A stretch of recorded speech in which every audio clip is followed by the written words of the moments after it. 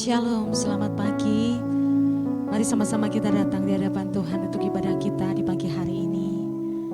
Kita mau belajar memberi yang terbaik buat Tuhan. Haleluya, terima kasih Tuhan. Terima kasih untuk kesempatan dan kembali untuk kami datang di hadapan-Mu. Kami dapat beribadah Tuhan, kami dapat memuji Engkau, kami dapat meninggikan Engkau, kami dapat menyembah Engkau Tuhan. Biarlah Bapa, di waktu-waktu ini Tuhan, kami mau sungguh-sungguh lebih lagi melekat kepada Engkau. Terima kasih untuk anugerah-Mu, terima kasih untuk kasih-Mu yang sungguh luar biasa. Kami mau lebih lagi Tuhan pagi hari ini menyembah Engkau. Haleluya Yesus Tuhan. Haleluya.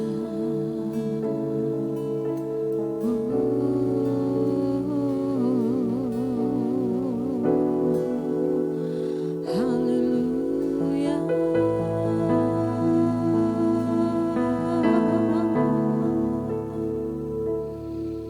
Biar hadirat-Mu mengalir, hadirat-Mu Tuhan penuhi kami.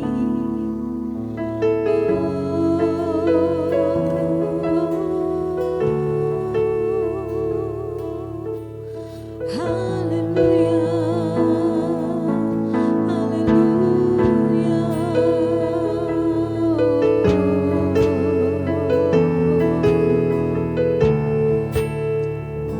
Terima kasih Yesus.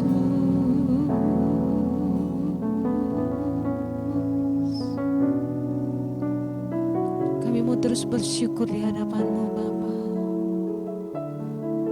Haleluya, haleluya.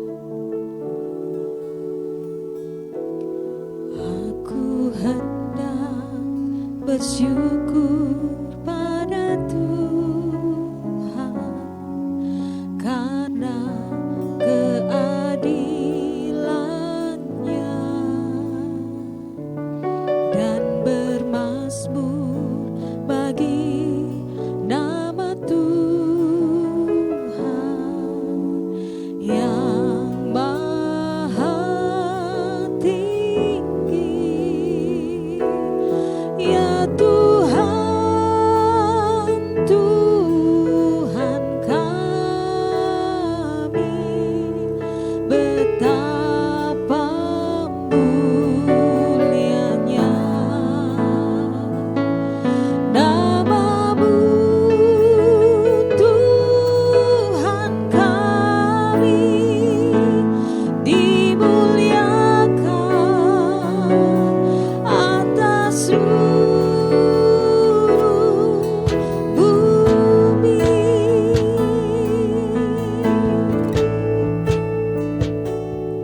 Aku hendak bersyukur pada Tuhan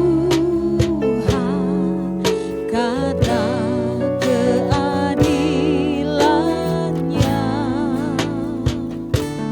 dan bermazmur bagi nama Tuhan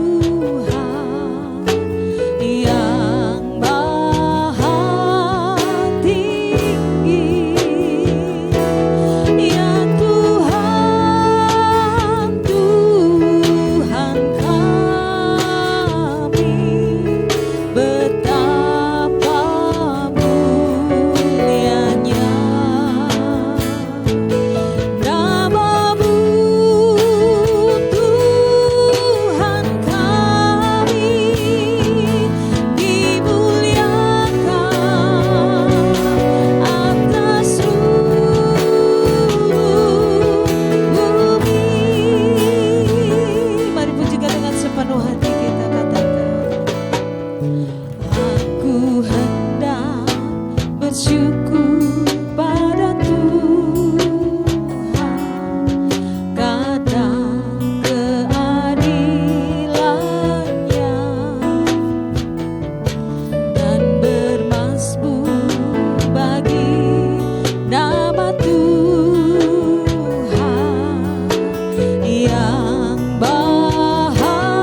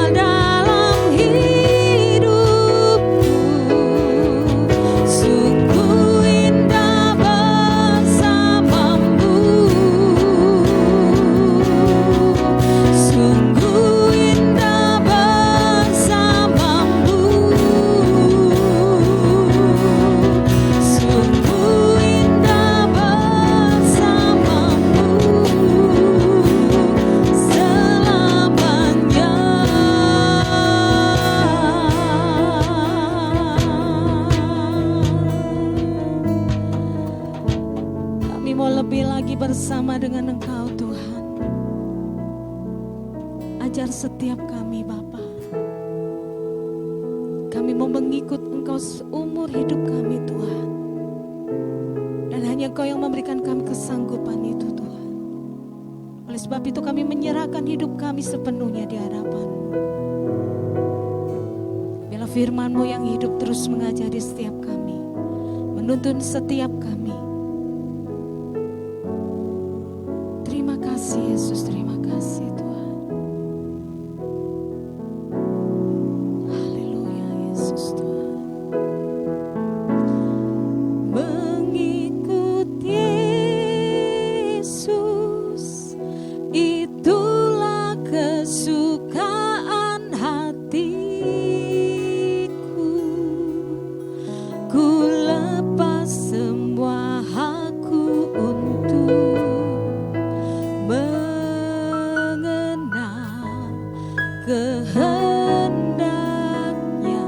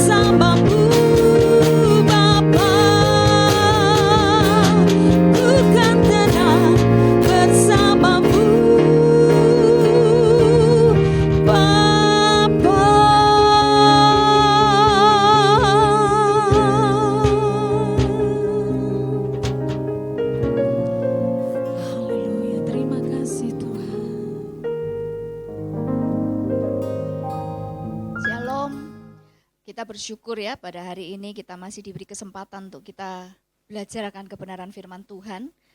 Yang harusnya kita sadari bahwa kebenaran firman Tuhan ini adalah pribadi Tuhan sendiri. Jadi ketika firman Tuhan datang buat kita, Dia sedang melawat kita, Tuhan sedang melawat kita. Tuhan sedang menyatakan dirinya, memperkenalkan dirinya lebih lagi buat kita. Sebelum kita belajar akan firman Tuhan, bila kita mau siapkan hati kita mau ambil waktu teduh untuk kita bawa hati kita, kehidupan kita kepada Tuhan.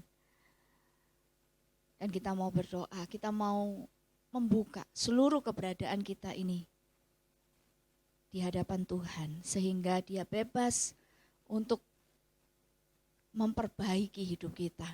Dia bebas untuk memulihkan, memerdekakan, bahkan Dia menyembuhkan kita. Bapa, kami bersyukur Tuhan, kalau pagi hari ini kami boleh mendapat kesempatan lagi untuk kami belajar akan kebenaran firman-Mu. Sesungguhnya Bapak, keadaan kondisi kami itu sudah cukup membuktikan bahwa yang kami butuhkan cuma Engkau Tuhan. Itu sebabnya kami datang pagi hari ini, kami percaya kerinduan kami untuk bertemu dengan Engkau. Tuhan, Engkau meresponinya. Bahkan kerinduan-Mu jauh lebih besar daripada kerinduan kami. Itu sebabnya kami punya keyakinan saat kami datang kepadamu, Engkau hadir buat kami. Engkau sendiri Tuhan yang menyatakan diri buat kami, memperkenalkan diri-Mu buat kami. Kami mau memahami Engkau lebih lagi. Terima kasih Bapak buat kesempatan ini. Biarlah kami mau siapkan hati yang mau belajar Tuhan. Sehingga apapun yang kami terima daripadamu, sungguh-sungguh itu boleh kami hidupi dan mengubahkan seluruh kehidupan kami. Terpuji namamu Bapa, segala puji, hormat, syukur kami naikkan hanya bagi Engkau. Bapa kami yang hidup, Bapa yang senantiasa tidak pernah meninggalkan kami. Terima kasih Tuhan, di dalam nama Tuhan Yesus kami bersyukur. Amin, amin. Penuh sukacita ya kalau kita boleh mendapat kesempatan untuk belajar akan kebenaran firman Tuhan. Karena sungguh terutama di masa-masa pandemi seperti ini, saya secara pribadi ya sangat-sangat diteguhkan. Bahkan sangat-sangat membuat harusnya kita semua itu sadar bahwa yang kita butuhkan pada akhirnya cuma Tuhan. Dan kalau kita butuh Tuhan, itu berarti kita membutuhkan firman Tuhan. Dan pagi hari ini kita mau belajar, kita mau lihat lebih dulu keadaan kita saat-saat ini. Orang menyebutnya masa pandemi ya, istilahnya apapun juga, ya kita semua mengalami hal yang sama. Ya, penuh keterbatasan, bahkan ketidakjelasan, itu sudah pasti. Kalau saya melihat di televisi ketika ada interview ya, yang menginterview selalu nanya, kira-kira mungkin itu yang diinterview itu seorang ahli ataukah ya mungkin memang orang-orang yang berwenang ya untuk menyampaikan informasi-informasi tentang pandemi. Dan interviewernya berkata, sampai kapan? Itu menurut saya itu satu pertanyaan yang siapapun tidak bisa jawab. Satu pertanyaan yang sebetulnya tidak perlu dipertanyakan gitu ya. Karena apa? Loh, tidak ada satupun bisa jawab, ini sampai kapan? Nah, kalau kita tahu kondisi dengan penuh keterbatasan ini sekalipun PSBB sudah dibuka, tidak lagi diberlakukan, tetap sama. Ya, cara kita hidup ini sudah berbeda gitu ya. Dengan segala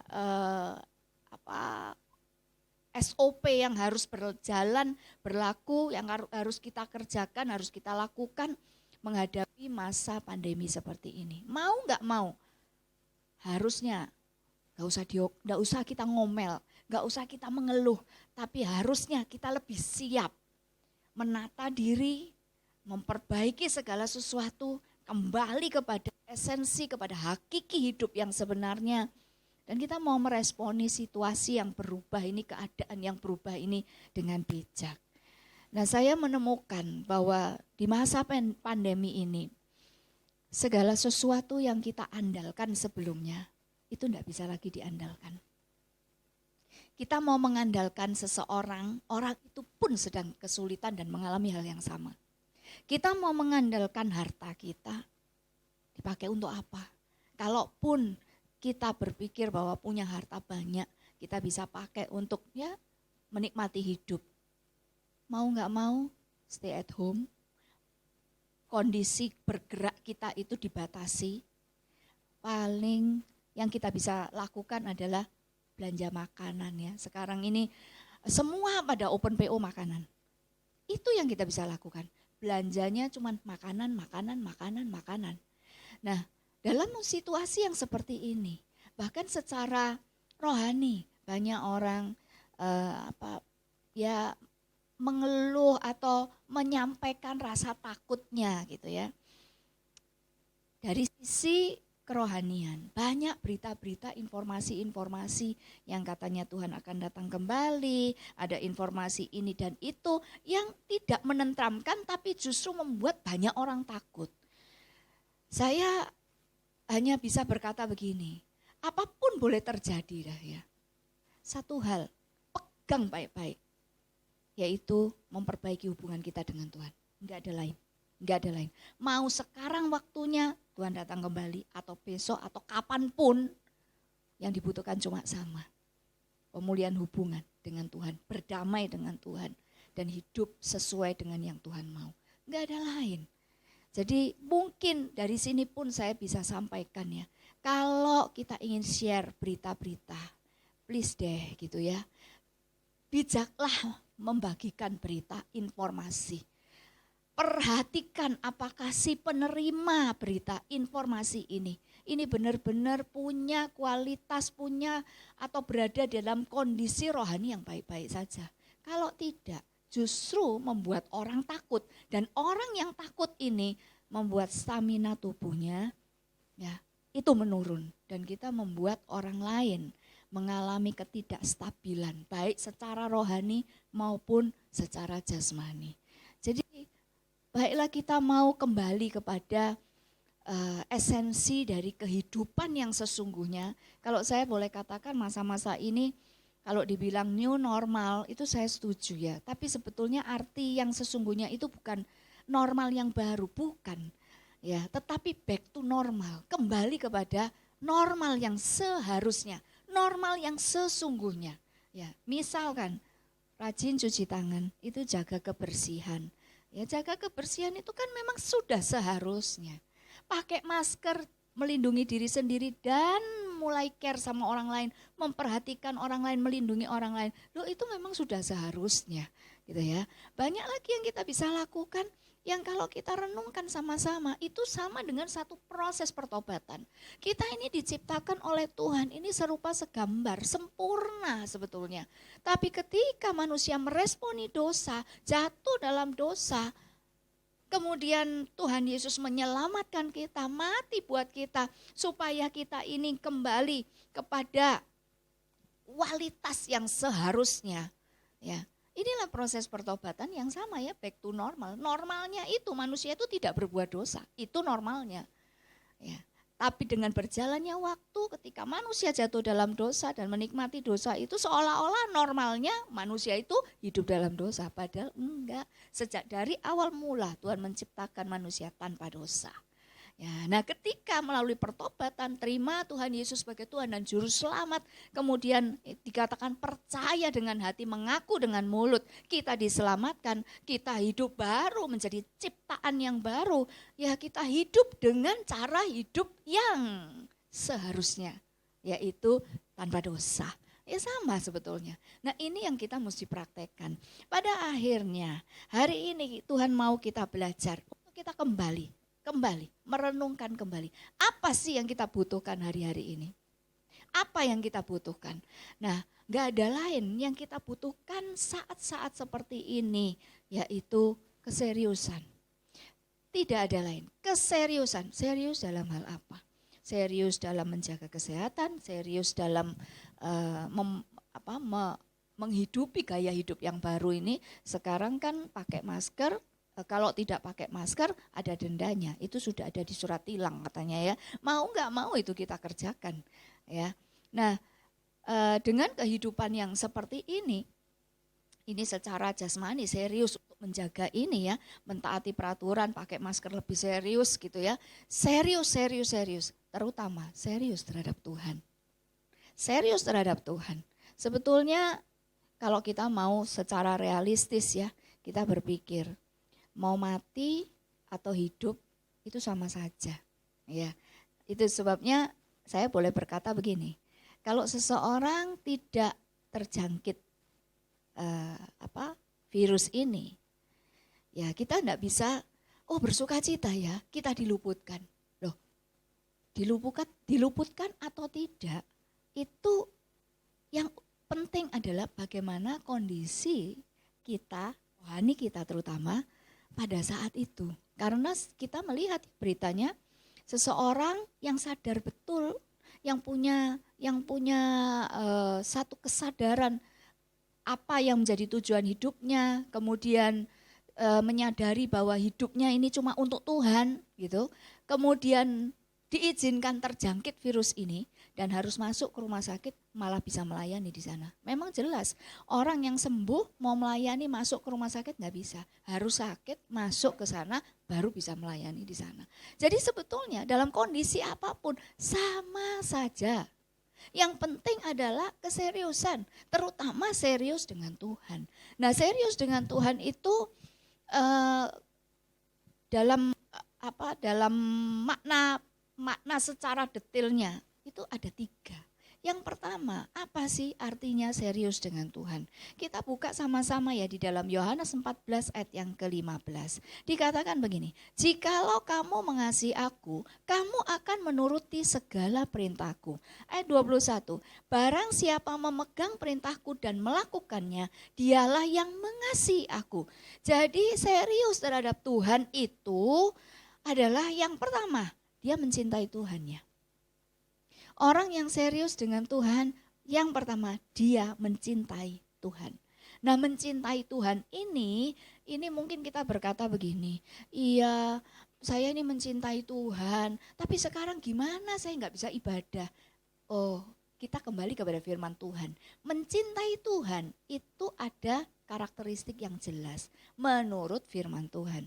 Tadi kita baca bahwa mencintai Tuhan, mengasihi Tuhan itu tidak bisa dibuktikan dengan hadirnya kita di gereja, rajinnya kita melayani, atau kita nggak bisa lagi mengekspresikan cinta kita kepada Tuhan karena nggak bisa ibadah, nggak bisa nyembah bareng-bareng, nggak bisa masuk gereja. Oh, bukan itu.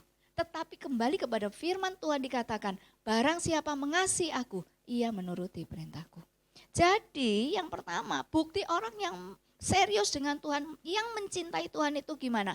Dia adalah orang yang mencintai firman dan mengerjakan firman itu dalam hidupnya. Orang yang mencintai Tuhan itu pasti memperhatikan apa yang Tuhan omong. Orang yang mencintai Tuhan itu tidak bisa lepas hidupnya dari kebenaran firman Tuhan. Tidak bisa ibadah bareng-bareng di gereja, enggak apa-apa. Alkitab ini tetap ada di tangan kita, Alkitab ini tetap ada pada kita. Kita bisa pelajari setiap saat selama UFH, kalau saya bilang, work from home gitu ya. Bergeraknya itu dari rumah, itu firman tetap ada pada kita. Kita bisa pelajari sebebas-bebasnya, sebanyak mungkin. Dan kita bisa praktekkan justru di masa pandemi seperti ini. Masa kayak begini-begini nih, ini saatnya kita praktek firman.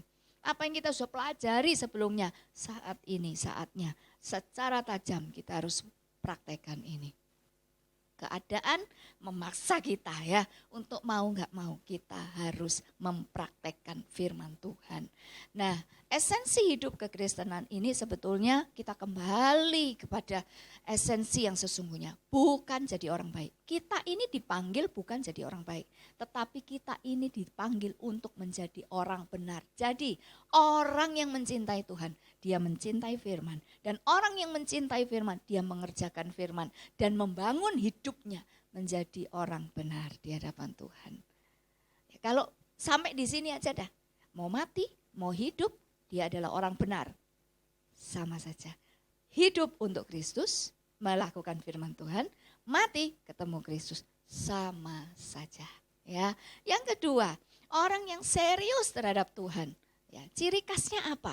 Yang kedua, melatih diri beribadah. Nah, sampai di sini mungkin kita ngomong lagi. Nah kan Bu, Sekarang aja loh kita online, nggak bisa ibadah gitu ya.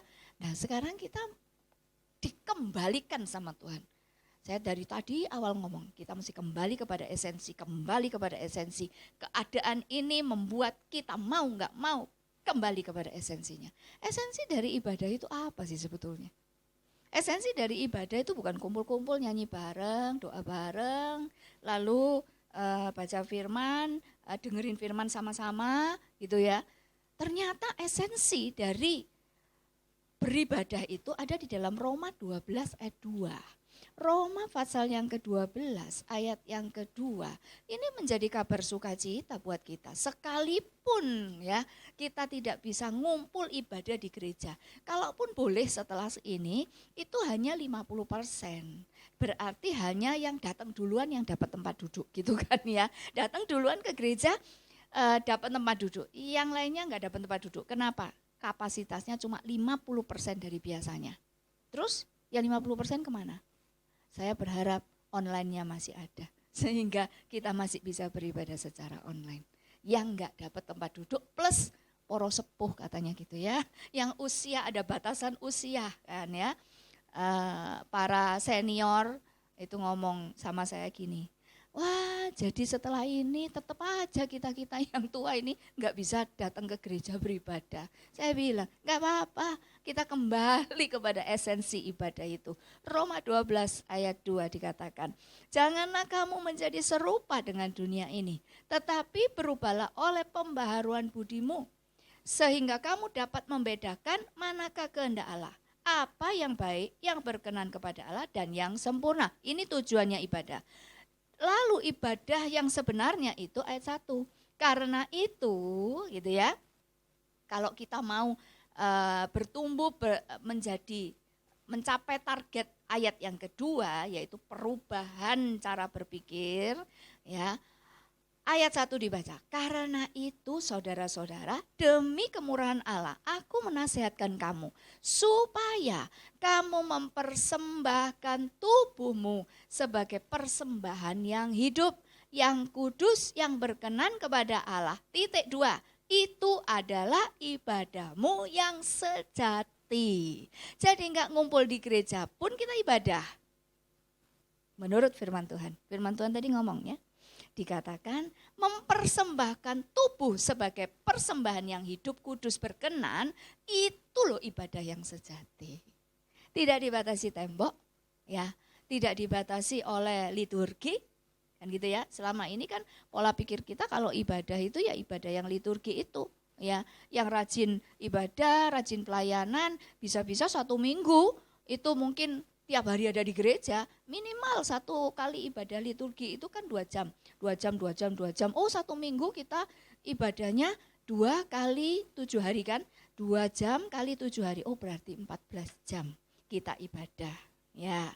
Nah kalau ada ibadah minggunya, ada ibadah pagi, ibadah siang, ibadah sore, berarti kita tugas itu di 3 ibadah itu.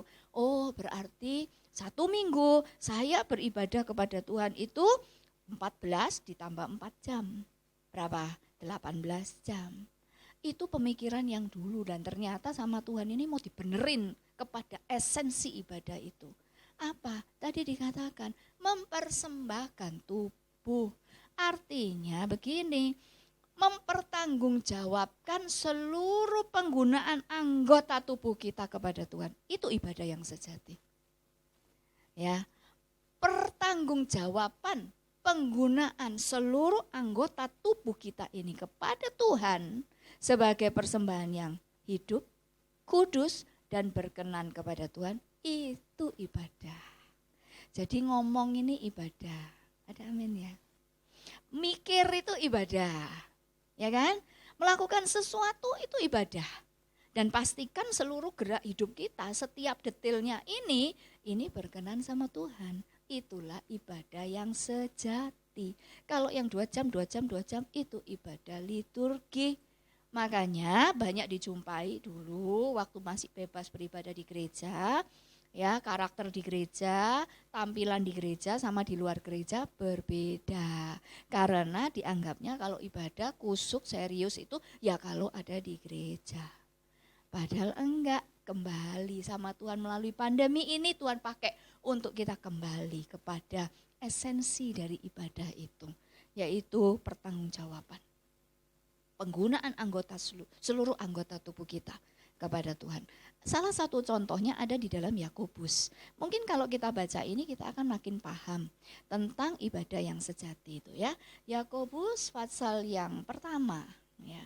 Yakobus 1 ayat yang ke-26 dikatakan, jikalau ada seorang menganggap dirinya beribadah, ibadah liturgis 2 jam gitu ya, melayani nggak pernah pulang gitu ya misalkan ya, itu sudah menganggap dirinya tuh beribadah, cinta Tuhan luar biasa gitu ya, tetapi tidak mengekang lidahnya, ia menipu dirinya sendiri, maka dikatakan apa? Sia-sialah semua yang dianggapnya sebagai ibadah. Ini meneguhkan ya, Roma 12 ayat yang pertama tadi. Jadi ngekang lidah itu ibadah. Mengendalikan pikiran, mendisiplin pikiran itu ibadah. Melakukan segala sesuatu ini kita mikir dulu ini berkenan apa enggak sama Tuhan, itu ibadah.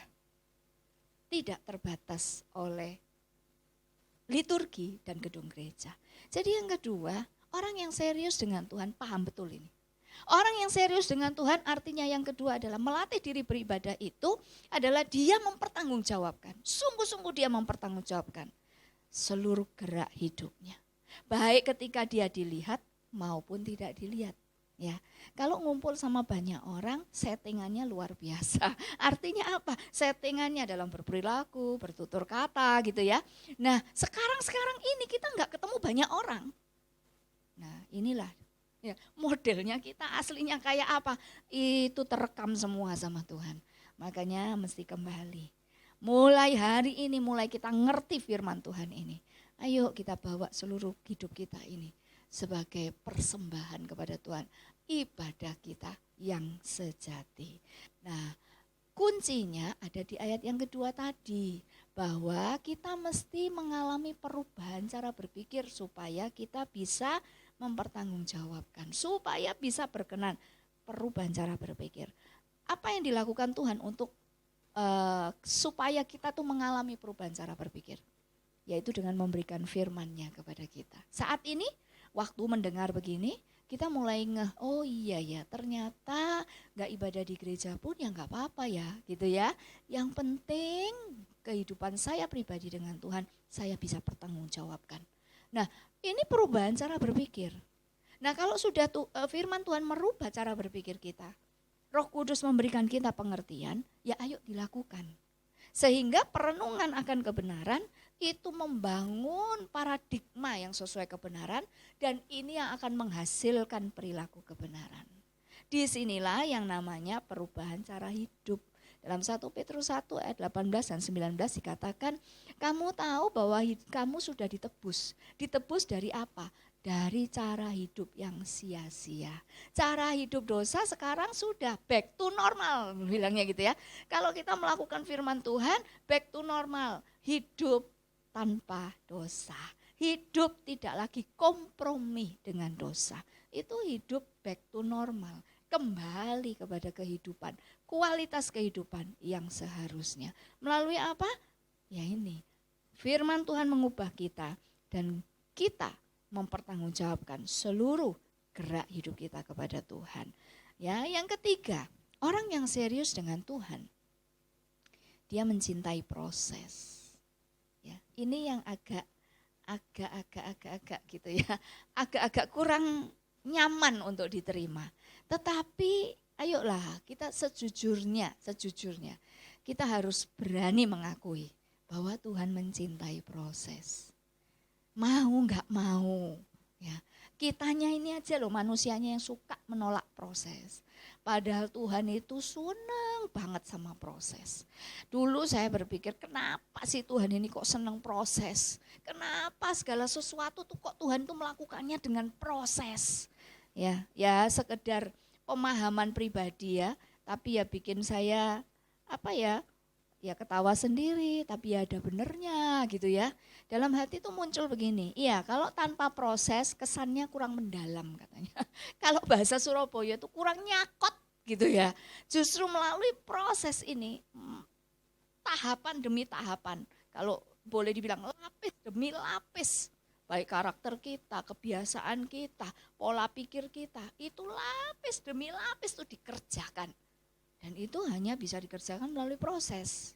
Nah proses inilah yang akhirnya yang dipakai Tuhan ini untuk Tuhan bisa melihat apa?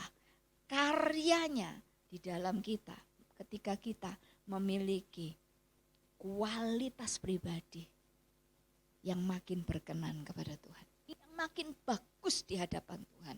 Makanya tidak bisa enggak, ayo kita sepakat aja sama Tuhan gitu ya. Daripada kita nih babak belur tapi enggak dapat apa-apa, babak belur tapi enggak berubah karena proses ini, kita menolak proses. Hari ini yuk kita belajar sepakat sama Tuhan. Terima kasih Tuhan gitu ya. Aku hari ini menyadari bahwa Tuhan itu suka proses dan aku mau belajar juga untuk suka sama proses, sehingga aku bisa meresponi tiap-tiap proses pembentukan Tuhan itu dengan hati dan pikiran yang benar. Dalam Titus 2 ayat 12, ini tujuan Tuhan. Kenapa sih kok Tuhan itu senangnya sama proses, sedang kita ini enggak seneng belas sama proses gitu ya. Kalau bahasa Surabaya itu kan mantap gitu ya, enggak doyan sama proses. Titus pasal yang kedua ayat yang ke-12 ini memberi alasan. Ini Tuhan sedang menjelaskan kepada kita. Ya, Titus, maaf ya, bentar. Titus pasal yang kedua, ini Alkitabnya sudah hilang tulisannya. Titus 2 ayat yang ke-12. Demikian bunyi firman Tuhan. Ia mendidik kita, ya. Didikan itu kan proses, ya. Ya, ia mendidik kita supaya kita meninggalkan kefasikan dan keinginan-keinginan duniawi.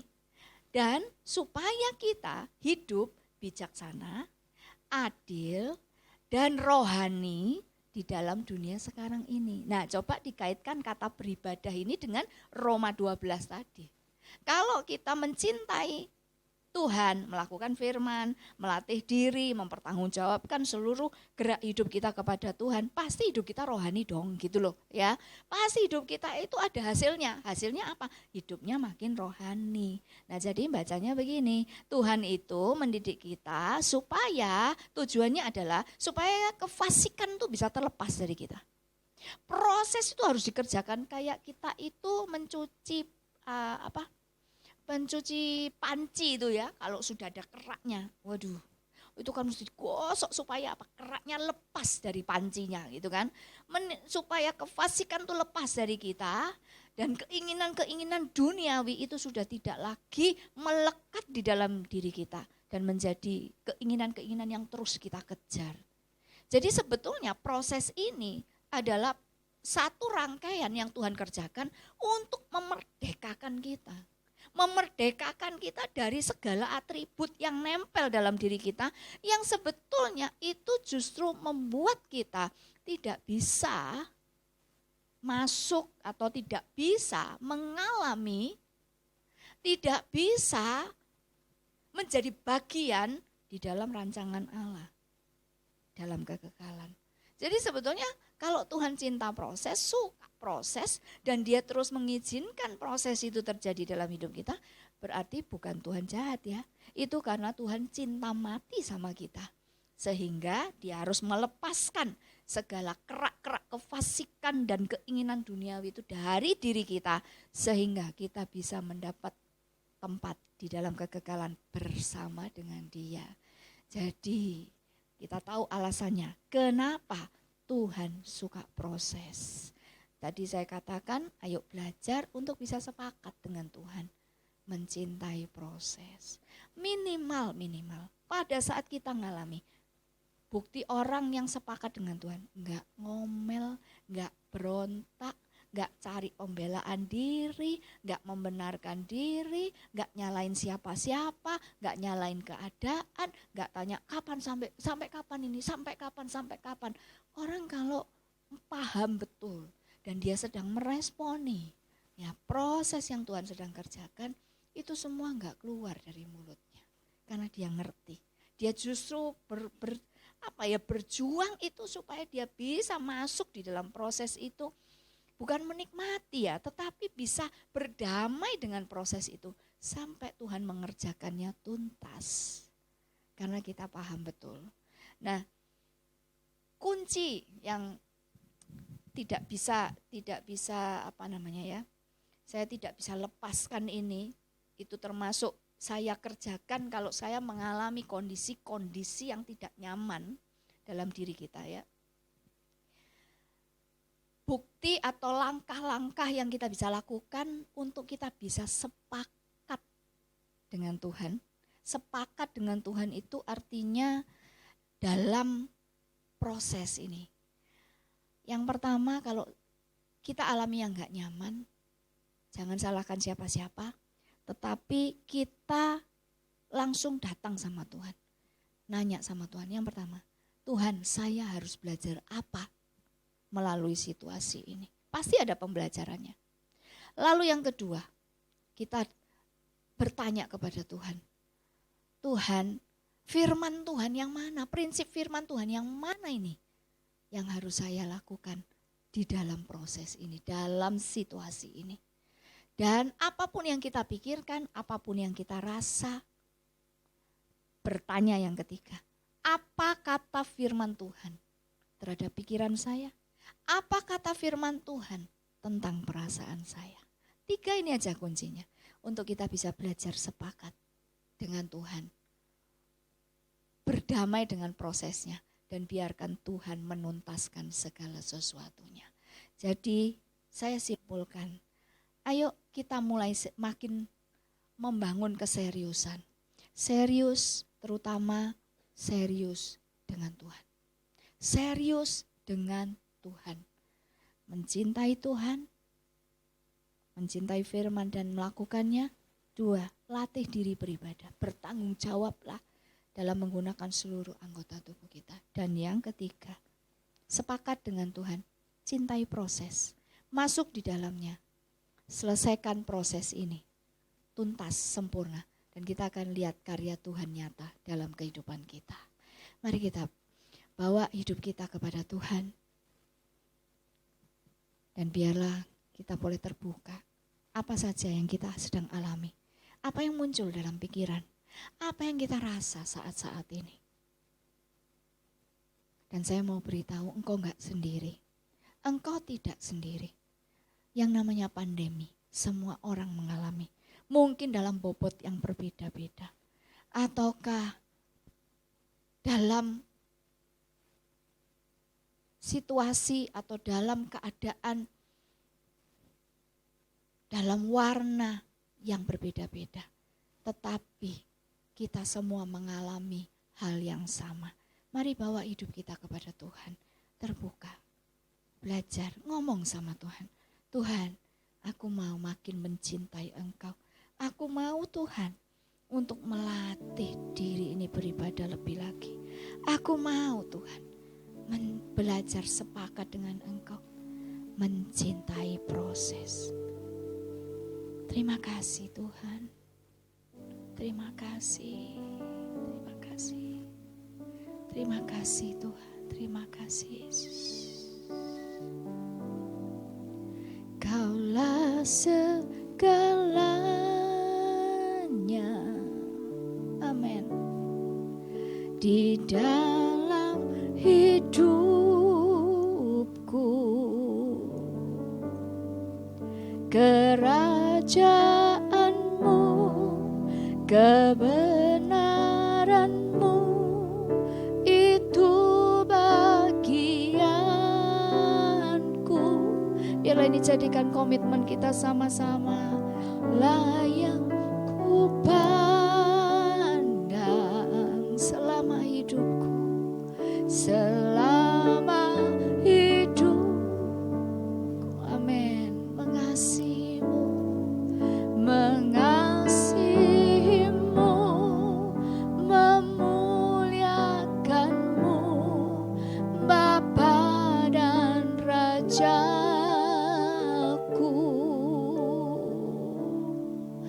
Bapa benar Tuhan. Biarlah ini menjadi pujian yang terus keluar dari hati kami, mengingatkan kami untuk terus serius dengan Engkau Tuhan. Kerajaan-Mu berbicara tentang otoritas-Mu atas hidup kami, pemerintahan-Mu atas hidup kami. Dan kami mau submit, kami mau tunduk Tuhan di bawah otoritas pemerintahan-Mu. Kebenaran-Mu berbicara tentang firman, prinsip-prinsip firman yang kami harus hidupi. Dan biarlah pujian ini terus mengalir di hati kami Tuhan. Makin hari kami mau belajar untuk makin serius dengan Tuhan. Apapun keadaan kami, tidak penting lagi bagi kami. Yang terpenting adalah kami jaga hubungan, kualitas hubungan kami dengan Engkau. Kami jaga hidup kami Tuhan serius dengan Engkau. Baik di bumi ini maupun ketika kami harus kembali pulang, sama saja kami hidup bagi Engkau Tuhan. Dan ketika kami dipanggil pulang, kami bertemu dengan Tuhan. Terima kasih banyak Bapak, terima kasih, terima kasih. Kami serahkan seluruh keberadaan kami kepadamu. Terus Tuhan kerjakan. Kalau di antara kami ada yang sedang mengalami proses demi proses, biarlah Engkau sendiri Tuhan boleh membawa ketentraman, ketenangan, firman-Mu boleh menguatkan, menghiburkan, sehingga kami bisa meresponi tiap-tiap proses ini dan menghasilkan pribadi yang makin berkenan kepadamu. Terima kasih ya Bapak, terima kasih. Terima kasih Tuhan, dalam nama Tuhan Yesus kami bersyukur. Haleluya. Dan saat ini biarlah kita mau angkat kedua tangan kita tinggi-tinggi dimanapun engkau berada. Bapa, saat kami mengangkat tangan kami tinggi, tanda kami menyerahkan diri kepadamu. Sesadar-sadarnya saat ini kami boleh berkata, saat kami mengangkat tangan, kami perlu Engkau lebih dari apapun Tuhan. Terima kasih Tuhan, terima kasih. Penguatan-penguatan firman-Mu itu yang membuat kami tetap bisa berdiri, berjuang lebih lagi, bahkan bertahan sampai pada akhirnya proses ini selesai dan Kau dapati kami makin cantik, makin indah, makin cemerlang di hadapan Engkau. Terima kasih Bapak, terima kasih. Mari Tuhan, kami sangat percaya saat ini Engkau memeluk kami satu persatu, memberi kekuatan-Mu, sukacita-Mu, damai sejahtera-Mu Tuhan. Hikmat-Mu terus mengalir, tuntunan pimpinan Roh Kudus makin tajam dalam hidup kami. Dan kepekaan kami makin terus dipertajam, sehingga kami boleh memahami kehendak Tuhan hari demi hari, waktu demi waktu, tak terlewatkan Tuhan. Engkau menambah-tambahkan juga karunia-karunia ilahi, sehingga kami terus bisa bergerak. Dipakai Tuhan dimanapun kami berada, tanpa batas. Engkau yang melengkapi kami. Kami bergerak untuk kepentingan dan kebutuhan Tuhan. Terima kasih, di mana kami ada, kami mau jadi teladan, kami mau jadi berkat Tuhan. Kami terima semua berkat-Mu dengan penuh ucapan syukur di dalam nama Tuhan Yesus Kristus. Haleluya.